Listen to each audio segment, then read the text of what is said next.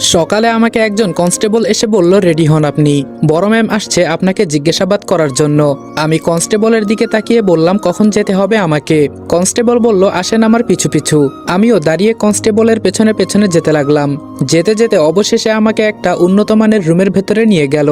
এখানে শুধু মাঝখানে একটা টেবিল পড়ে আছে, আর চারপাশে শুধু কম্পিউটার আর কম্পিউটার। আমাকে টেবিলে বসার জন্য বলা হলো। আমিও ভদ্রভাবে তাই করলাম। টেবিলে বসার পর আমার হাতে হাতকড়া লাগিয়ে কনস্টেবল বাহিরে চলে গেল। অনেকক্ষণ বসে থাকার পর আমার আম্মুর বয়সী একজন মহিলা ভেতরে প্রবেশ করলো। দেখে মনে হয় ইনি কোনো বড় অফিসার। ভেতরে ঢোকার সাথে সাথে আমি সালাম দিয়ে বললাম, ভালো আছেন ম্যাম? আমার কথা শুনে তিনি কোনো উত্তর দেয় নাই। উল্টা আমার সামনে এসে আমাকে প্রশ্ন করলো, নাম কি তোমার? আমি বললাম, জি ম্যাম, রনি। তিনি বললেন, নামটা তো বেশ ভালোই আছে। এখন আমি একটা সংক্ষিপ্ত প্রশ্ন করি, সঠিক উত্তর দিবে। আমি বললাম, জি ম্যাম, বলেন। তিনি বললেন, যেই মা তোমাকে ছোট থেকে লালন পালন করেছে আর শেষে তুমি তাকেই কেন খুন করলে?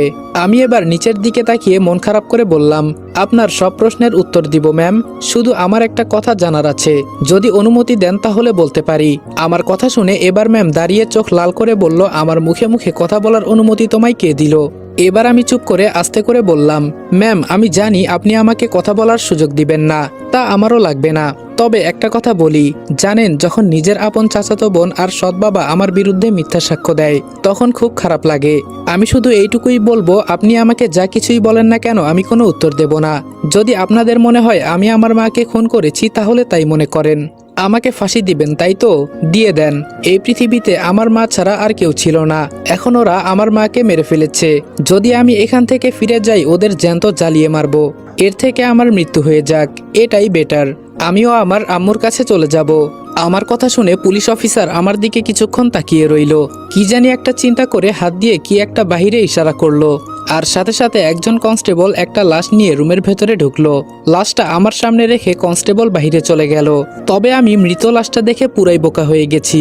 এত সুন্দর একটা মেয়ে, দেখে মনে হচ্ছে যেন ঘুমিয়ে আছে, কিন্তু এই মেয়েকে এখানে আনলো কেন? এবার পুলিশ ম্যাম বলল, এই মেয়েটা কিছুক্ষণ আগে বিষপান করে মারা গেছে, তবে আমরা এটাকে আত্মহত্যা বলি না। এই মেয়েকে কেউ জোর করে বিষ খাইয়েছে। একে এখানে আনা হয়েছে একটা কারণে, সেটা হলো তোমাকে এই মেয়েটিকে কেটে 3 টুকরো করতে হবে। এই দেখো তোমার সামনে লম্বা একটা তলোয়ার আছে, এখন কাজে লেগে পড়ো।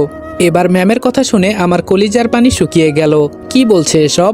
যেখানে আমি আজ পর্যন্ত একটা মশাকেও মারি নাই, সেখানে এই মেয়েটাকে আমি কিভাবে কেটে 3 টুকরো করব? আমার তো মাথা ঘুরছে ম্যামের কথা শুনে। ম্যাম বলল, কি হলো? আমি কি বললাম কানে যাচ্ছে না তোমার? এবার আমি ভয় পেয়ে বললাম, ম্যাম আমি এসব করতে পারবো না, এটা আমার দ্বারা কোনোদিনই সম্ভব না।